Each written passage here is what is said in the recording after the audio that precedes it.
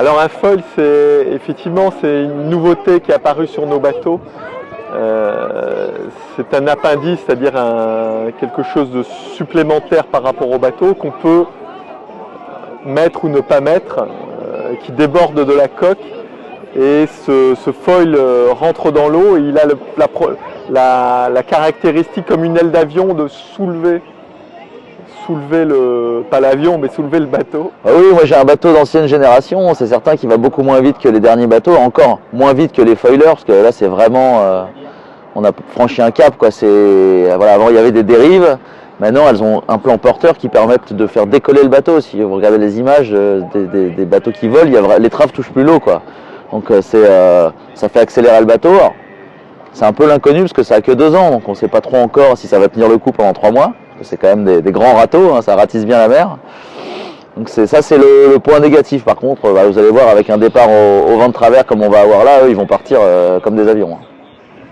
Cette année on est dans une configuration spéciale parce qu'on a la flotte qui est divisée en deux avec, j'ai envie de dire, des qualités différentes sur ces deux parties de la flotte. Nous on a fait le choix de ne pas avoir de foil parce qu'on avait un très bon bateau qui était le meilleur bateau de la flotte.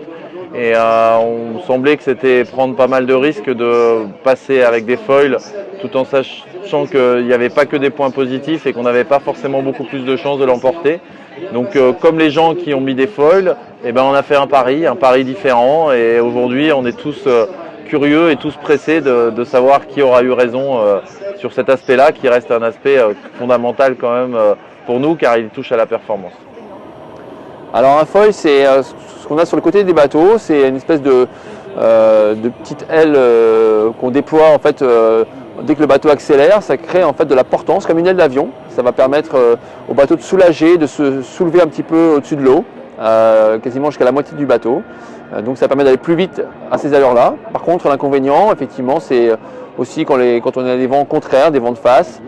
Ça va faire plus de traînées dans l'eau, donc c'est un peu moins efficace qu'une dérive classique, une dérive droite qu'on a sur d'autres bateaux ici présents au Sable d'Olonne.